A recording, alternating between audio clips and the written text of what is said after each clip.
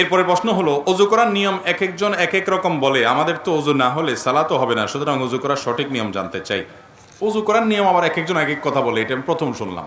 নামাজ নিয়ে, নামাজের মাসআলা নিয়ে অনেক মত পার্থক্য আছে, অনেক গন্ডগোল ঝামেলা আছে। অজু নিয়ে ঝামেলা আছে আমি তো জানি না, প্রায় সবই এক।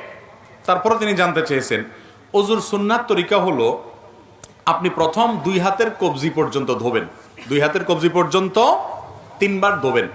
এরপরে পানি নিয়ে 3 বার কুলি করবেন। কয়বার কুলি করবেন? 3 বার। কুলিটা করার সময় ভালো করে মুখের ভিতরে পানিটাকে নাড়া দিয়ে সম্ভব হলে একটু গড়গড়া করবেন, গড়গড়া করতে না পারলে অন্তত ভালো করে নাড়া দিবেন 3 বার। 3 বার নাকে পানি দিবেন। নাকে পানি দেওয়ার ক্ষেত্রে ইস্তেনসার সুন্নাত, ইস্তেনশাক এবং ইস্তেনসার এগুলো হলো সুন্নাত। তো এই নাকে পানি দেওয়ার ক্ষেত্রে যে নির্দেশ, সেটার বাস্তবায়নটা এভাবে হবে যে হাতের কোষে পানি নিয়ে নাকের কাছে ধরে হালকা করে টান দিবেন। জোরে টান দিয়ে না আবার মাথা তুলে যাবে, একদম হালকা, বা নাকে চুবায় ধরে ডুবায় ধরে যাতে করে ভিতরে পানি যায়। এরপরে নাক পরিষ্কার করবেন। এভাবে 3 বার করা কি সুন্নাত। এরপর আপনি 3 বার আপনার মুখ ধোবেন। কয়বার ধোবেন? 3 বার। এই 3 বার ধোয়ার সময় পানি নেবেন অল্প, ডলবেন বেশি, ডলতে হবে বেশি। বিশেষ করে কপাল, এই যে কানের লতি, গোড়া, এগুলো একটু বেশি ডলা লাগে, কারণ এই জায়গাগুলো বর্ডার তো শুকনা থেকে যায় অনেক সময়, এগুলোকে ভালো করে ডলতে হয়। নবী করিম সাল্লাল্লাহু আলাইহি ওয়াসাল্লাম ওযুর ক্ষেত্রে বারবার বলেছেন, আসবিগুল ওযু, তোমরা ওযুকে পরিপূর্ণ করো, আয় আকমিলুল ওযু। তার মানে ওযুটাকে ভালোভাবে করতে হয়। এই ভালোভাবে ওযু মানে কি? ভালো ওযু মানে হলো সুন্দর করে ডলা। পানি অল্প নিলেন, ডলতে হবে বেশি। 3 বারের জায়গায় 4 বার 5 বার ধোবেন না। অনেক আছেন যে এই মুখ ধোয়ার ক্ষেত্রে দোয়া হইলো কি হইলো না, শুকনা থাকলো কিনা, এই ওয়াসওয়াসার কারণে সে একের পর এক পানি ধুইতেই থাকে, 5 বার 7 বারও ধোয়। এটা সুন্নতের খেলাফ। 3 বার ধোয়া সুন্নত, কমও করবেন না বেশিও করবেন না। 3 বার পানি নিয়ে যদি আপনি বেশি করে ডলেন, অনেক সময় ধরে ডলেন, শুকনা থাকবে না। এরপরে যদি আপনার মনে বলে, যদি শুকনা থেকে যায়, তখন মনরে বলবেন শুকনা থাকলে আমি আল্লাহর সাথে বসবো, কারণ আল্লাহ রাসূল 3 বার করতে বলছে, আমি 3 বার করছি। এরপর শুকনা আছে কিনা, আমার ডলার আছে, ডলছি, এরপর শুকনা থাকলে আমার কোনো গুনাহ হবে না। আপনি অন্তত টেনশন নেবেন না, আমি দায়িত্ব নিলাম। যদি আপনি ডলারটা সুন্দর মতো করেন আর 3 বার দোন, শুকনা যদি আছে এরকম মনে হয়, বুঝবেন এটা ইবলিসে আপনারা দিয়ে পানি অপচয় করাবে, নামাজের জামাত ছুটাবে, আপনাকে ক্ষতিগ্রস্ত করবে নেক্সট সুরতে। এরকম ওয়াসওয়াসা নামাজের মধ্যে যে শয়তান দেয়, ওইটার নাম হলো খিনজাব, হাদিসে আসছে। ওইটা বিশেষ এক টাইপের ইবলিস আছে যে মানুষের নামাজের মধ্যে বিশেষ করে যত রকম ওয়াসওয়াসা আছে সেগুলো দেয়। এই জন্য এটা ওই ইবলিসের কথা শুনবেন না। যদি মনের ভিতরে ওয়াসওয়াসা আসে, বুঝবেন যে ইবলিস হাজির হয়ে গেছে। আপনার অজুতে বেশি পানি নষ্ট করায়, বেশি সময় নষ্ট করায় আপনাকে ক্ষতিগ্রস্ত করবে। আপনার মনে হবে যে 3 বারের জায়গায় আমি 5 বার দিতেছি, আমি তো আরো বেশি ভালো করতেছি। বেশি ভালো, বেশি ভালো। এই বেশি ভালো তো ভালো না। বেশি ভালো কি ভালো? ভালো না। তাহলে কয়বার দিতে হবে? 3 বার।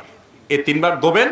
দায় যদি পাতলা হয় তাহলে একেবারে গোড়া পর্যন্ত যেন যায়, এরকম পানি দিয়ে চেষ্টা করবেন আপনার গোড়া পর্যন্ত পানি পৌঁছানোর। গেল এটা। এরপরে 3 বার হাত ধোবেন। এই হাত ধোয়ার ক্ষেত্রে আগে ডান হাত ধোবেন, সবাই তো ডান দিয়ে শুরু করি আমরা আলহামদুলিল্লাহ। এই কোণে পর্যন্ত ভালো করে ডলবেন, পানি নেবেন অল্প। এরপরে 3 বার বাম হাত ধোবেন, শেষ।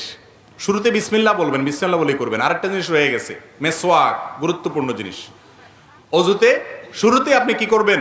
মেসওয়াক করবেন। মেসওয়াক তো এখন আমাদের আর নাই, হারায় গেছে। কয়জনের পকেটে মেসওয়াক আছে দেখাতে পারবেন এখন? একজনে হাত তুলছেন, 2 জন, আর হয়তো 2-4 জন হবে। মেসওয়াক নাই। ভালো করে শুনে রাখেন, নবী করিম সাল্লাল্লাহু আলাইহি সাল্লাম বলেছেন, লাউলা আন আশুক্কা আলা উম্মতি লা আমারতুহুম বিসওয়াক। যদি আমার উম্মতের জন্য মেসওয়াকটাকে আমি কঠিন মনে না করতাম, আমি মেসওয়াক করাটাকে আবশ্যক, ফরজ ওয়াজিব করে দিতাম, অর্ডার জারি করে দিতাম যাতে সবাই মেসওয়াক করে। কারণ মেসওয়াক এটা মুমিনের জন্য, ইমানদারের জন্য অনেক উপকারী একটা জিনিস। এটা শুধুমাত্র দাঁত পরিষ্কার করো না, এটার সাথে অনেক কিছু সম্পর্ক আছে, ইমানের সম্পর্ক আছে। ইমানে মৃত্যু যে আমলগুলোর মাধ্যমে হয়, সে আমলগুলোর মধ্যে থেকে একটা হলো মেসওয়াক। মেসওয়াক বেশি বেশি করার মাধ্যমে মৃত্যুর সময় ইমান নিয়ে যাওয়ার তৌফিক নসিব হয়। প্রিয় নবী সাল্লাল্লাহু আলাইহি সাল্লামের জীবনের শেষ আমল কোনটা জানেন? একবারে শেষ আমল, যার পর আর কিছু করতে পারেন নাই, নিঃশ্বাস বন্ধ হয়ে আল্লাহর কাছে চলে গেছেন, রফিকে আলার সাথে সাক্ষাৎ করতে গেছেন, সেই শেষ আমলটা ছিল মেসওয়াক। নবী করিম সাল্লাল্লাহু আলাইহি সাল্লাম আয়েশা রাদিয়াল্লাহু তাআলা আনহার কোলে মাথা রেখে তিনি যখন অসুস্থ, মৃত্যুসজ্জায় শায়িত, মারা যাওয়ার ঠিক আগ মুহূর্তে ওয়াফাতের ঠিক আগ মুহূর্তে তার মেসওয়াকটা দিয়েছেন আয়েশা রাদিয়াল্লাহু তাআলা আনহাকে। এটাকে চাবায়া যে নরম করবেন এই শক্তিটা তার শরীরে ছিল না, এতটা দুর্বল হয়ে গেছেন। তখন আয়েশা রাদিয়াল্লাহু তাআলা আনহা নিজে চাবায়া সেটাকে নরম করে নবী সাল্লাল্লাহু আলাইহি ওয়াসাল্লামের হাতে তুলে দিয়েছেন। তিনি সে মেসওয়াক করেছেন। এই মেসওয়াক করতে করতেই এরপর দুনিয়া থেকে চলে গেছেন। কত গুরুত্বপূর্ণ আমল হলে নবী সাল্লাল্লাহু আলাইহি ওয়াসাল্লাম জীবনের শেষ আমল এটা হয়। আর ইবলিস এখন আমাদের থেকে এই আমলটাকে এমনভাবে বিদায় করেছে, হাজার হাজার মানুষের মধ্যে দু চারজনও মেসওয়াক তারা করে না, ওযু করে নামাজ পড়ে কিন্তু মেসওয়াক করে না। ভাইরা আমার, আমাদের দাঁতে যে নার্ভগুলো আছে এগুলোর সাথে ব্রেইনের একটা সম্পর্ক আছে। মেসওয়াক এটা করার মাধ্যমে আল্লাহ রাব্বুল আলামিন বান্দার ব্রেইনে ঈমানকে তরতাজা রাখেন। এবং এটা নিয়ে বেশ কয়েকটা গবেষণা আছে, দারুণ দারুণ কিছু গবেষণা আছে। এই গবেষণাগুলো আমি যাদের প্রতি খুব আস্থা রাখি এরকম কিছু ভাইয়েরা আমাকে পড়ে তার নির্যাসটা জানিয়েছেন। আমি তাদের উপরে ভরসা, তাদের উপর আস্থা রেখে আমি সেই আর্টিকেলগুলো সম্পর্কে টুকটাক আরও জানার চেষ্টা করেছি। করার পরে আমার কাছেও পরিষ্কার হয়েছে তাই যে মেসওয়াকের সাথে মানুষের ঈমানে মৃত্যু নসিব হওয়ার একটা সম্পর্ক অনেক সুনিবিড় আছে। আমরা ব্রাশ করেন আপনি ব্রাশ, আমরা আজকাল আঠালো খাবার খাই, চকলেট খাই, এমন কিছু খাই যেগুলো 1400 বছর আগে মানুষরা খেতেন না। সেই হিসাবে আমরা ব্রাশ করি, পেস্ট ব্যবহার করেন, কিন্তু মেসওয়াকটা ছাড়বেন না। মেসওয়াকটা এটা শুধুমাত্র দাঁত পরিষ্কার করা না, এটা দাঁত পরিষ্কার করা ছাড়াও এর স্পিরিচুয়াল অনেক পাওয়ার, এর আধ্যাত্মিক অনেক পাওয়ার, স্পিরিচুয়াল অনেক পাওয়ার আছে যেটা আমরা বুঝি না। কিরকম হলে মেসওয়াকের কথা এভাবে বলেছেন? কেন অজুতে তো কুলি করাও সুন্নত। নবীজি তো বলেন নাই যে আমি যদি আমার উম্মতের জন্য কুলি করাটাকে কঠিন মনে না করতাম ফরজ করে দিতাম, তা তো বলেন নাই। নাকে পানি দেওয়াটাকে তো এভাবে বলেন নাই, অন্য সুন্নতের কথা তো এভাবে বলেন নাই। এই মেসওয়াকের কথা এত গুরুত্ব দিয়ে বলেছেন। আরো মজার বিষয়, মেসওয়াক শুধু ওযুর সময় না, নামাজের সময় রাসূল আকরাম সাল্লাল্লাহু আলাইহি ওয়াসাল্লাম ইবনে হাদিস থেকে নামাজের সময় মেসওয়াকের কথা বলা আছে। এই জন্য সৌদি আরবে গেলে, আপনার মক্কা মদিনায় গেলে দেখবেন আরাবিয়ানদেরকে তাদের পকেটে মেসওয়াক থাকে, ম্যাক্সিমাম আরাবিয়ানদেরকেই। নামাজে দাঁড়াইছে, তারা বাইর করে একামত দিচ্ছে, তারা দাঁতের উপরে মেসওয়াকটা দিয়ে ঘষে আবার সেটাকে রেখে দিচ্ছে পকেটে। খুব সিম্পল। কিন্তু ওই যে নামাজের সময় মেসওয়াক করতেছে, এটা শুধুমাত্র দাঁত পরিষ্কার করা না, দাঁত পরিষ্কার চাইলে অনেক বেশি কিছু, নামাজে মনোযোগ আসার জন্য এটার উপকারিতা আছে। এর পাশাপাশি এই মেসওয়াকের আমলটা, এটা আপনি যখন শুতে যাবেন, আপনি যখন কারোর সাথে সাক্ষাৎ করতে যাবেন, বিভিন্ন জায়গায় মেসওয়াকের আমলটা করতে বলা হয়েছে। এই যে মেসওয়াকের আমলটা, এটা আজ হারিয়ে গেছে আমাদের থেকে। ওযুর সময় মেসওয়াক করাটা বিশেষভাবে সুন্নত। করবো তো ইনশাআল্লাহ। গাছের ডাল রেখে দিবেন, একটু ঘষবেন এবং কিছুদিন পর পর পাল্টাবেন। জান্নাত চাইবেন আর একটু কষ্ট করতে পারবেন না? এই মেসওয়াকের উপকারিতা অনেক অনেক গুণ বেশি। এটা আল্লাহ তাআলা আমাদেরকে বোঝার তৌফিক দান করুন। তো যেটা বলতেছিলাম ওযুর নিয়ম সম্পর্কে, যে ওযুর নিয়ম এটা যখন আমরা বলতে গেছি, মেসওয়াকের কথাটা দেখেন শয়তানও আমার ভুলে দিছি, অথচ এটাকে আমি খুব গুরুত্বের সাথে করি। আমার ব্যক্তিগতভাবে আমার বাসায় মেসওয়াক বান্ডিল সহকারে আমি রাখি, বান্ডিল সহকারে, যাতে করে সব বাচ্চারা মেসওয়াক করার অভ্যাস গড়ে ওঠে। এবং এমনভাবে রাখা হয় যাতে অনেকগুলো মেসওয়াক থাকে, কখনো টান যেন না পড়ে। তো যাই হোক, সেটা শয়তান আমাকে ভুলাই দিছে। তাহলে উযুতে ওই মেসওয়াকটা বিশেষভাবে খেয়াল করবেন, বিসমিল্লাহ বলে করবেন। শুরুতে দুইটা মিস্টেক ছিল, বলে দিলাম। এবার আসি, 2 হাত ধোয়া শেষ, মাথা মাসে করবেন। ভিজা হাতরে এইভাবে পুরো হাত ভিজানোর পর এই হাতকে আপনি মাথায় দিয়ে এভাবে টান দিবেন, টান দিয়ে একেবারে পেছন পর্যন্ত নেবেন। সেখানে হাতের এইটুক ব্যবহার করবেন, এটাকে টান দিবেন, তাহলে এইটুক অব্যবহৃত থেকে যাবে। এভাবে যখন টান দিবেন গোড়ার অংশ থেকে যাবে। এবার আসার সময় এইরকম করে টান দিবেন, তাহলে যাওয়ার সময় অর্ধেক হাতে আর আসার সময় বাকি অর্ধেক হাতে টান দিবেন, তাতে পুরো মাথা কি হয়ে যাবে? মাসা হয়ে যাবে। এই মাথা পুরাটা মাসে করাটাই হলো সুন্নাহ। পুরো মাথা মাসে করলেন, এরপরে ভিজা আঙ্গুল দিয়ে কি করবেন? কান মাসা করবেন। কান মাসা শেষ, গর্দান মাসা করবেন কিনা, এই তো এবার একটা ভেজাল এবং কামড়া কামড়ির জায়গায় চলে আসি আমরা, তাই না? এই একটা জায়গাতে ঝামেলা একটু এবং মতপার্থক্য আছে। গর্দান মাসে করা সম্পর্কে বেশ কয়েকটা বর্ণনা পাওয়া যায়, কিন্তু সে বর্ণনাগুলোর অবস্থা পর্যালোচনা করলে নিরপেক্ষভাবে আমার কাছে ক্ষুদ্র দৃষ্টিতে ওলামায়ে কেরামের তাহকিকগুলো দেখার পর আমার কাছে যেটা মনে হয়েছে সেটা হলো যে গর্দান মাসে করাটা আসলে হাদিস দ্বারা, সুন্নাহ দ্বারা সাব্যস্ত নয়। এটা সাব্যস্ত হওয়ার মতো, এটাকে সুন্নাত বলার মতো, মুস্তাহাব বলার মতো এই পর্যায়ের হাদিসগুলো না। কথা কি বুঝাতে পারছি? কেউ গর্দান পরে মাসে করে, ওই যে বিভিন্ন বর্ণনা আছে সেগুলোর উপরে এতেমাদ করে, ভরসা করে, অনেকগুলো আমাদের ফতোয়া আছে মুস্তাহাবের উপরে, তাদের ব্যাপারে আপনার হার্ডলাইন হয়ে তাদের সাথে যুদ্ধ করতে যাওয়ার দরকার নাই। আপনি যেটাকে বিশুদ্ধ মনে হয়েছে সেটার উপর আপনি আমল করবেন। যাই হোক, তাহলে মাথা মাসে করা শেষ, কান মাসে করা শেষ, বাকি রইল পাও।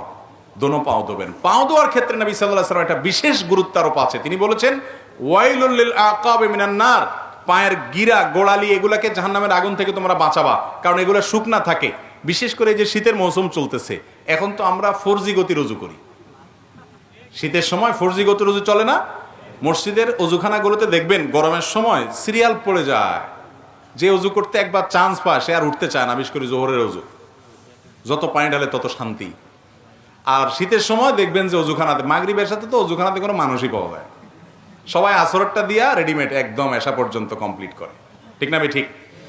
এই যে শীতের সময় অজু আমরা তাড়াহুড়ো করি, শুকনা থেকে যায়, ত্বক শুকায় থাকে।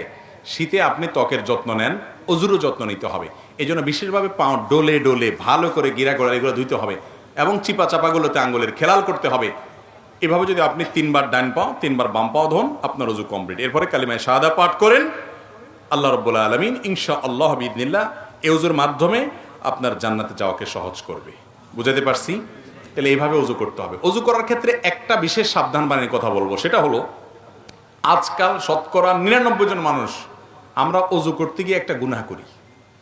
অনেক সময় অজু করাটা নফল কাজের জন্য অজু করতেছেন, শোয়ার জন্য অজু করতেছেন, তাহলে এটা নফল, ফরজ না। রাতে ঘুমানোর সময় অজু করে শোয়া সুন্নাত, তো সুন্নাত আমল করার জন্য করেছেন, তাহলে এটা ফরজ না। কিন্তু আপনি অজু করতে গিয়ে একটা কবিরা গুনাহ করতেছেন। অজুটা সুন্নাত, সেটা করতে গিয়ে একটা কবিরা গুনাহ করে বসতেছেন। ম্যাক্সিমাম মানুষ আমরা এই অপরাধের সাথে জড়িত। সেটা কি? পানি অপচয়। পানির অপচয়। অপচয় করা কি সওয়াবের কাজ না গুনার কাজ? ছোট গুনাহ না বড় গুনাহ? আল্লাহ রাব্বুল আলামিন এটাকে বড় গুনাহ, কাবিরা গুনার মধ্যে রেখেছেন, অপচয় করা। আপনি পানি ব্যবহার করতে পারেন, নষ্ট করতে পারেন। প্রয়োজনের চাইতে অতিরিক্ত ব্যবহার করলে এটা অপচয়, এটা হারাম।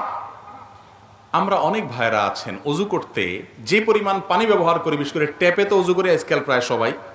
এই ট্যাপ চালাই দিয়া হাত ধোয়া শুরু থেকে নিয়ে পা ধোয়া পর্যন্ত যত পানি যায়, এগুলো যদি একটা বড় বালতিতে ধরে রাখেন, একদিন একটু ট্রাই করে দেখেন যে, এবং একটু চেক করেন যে আমি কতগুলো পানি ব্যবহার করলাম অজুতে।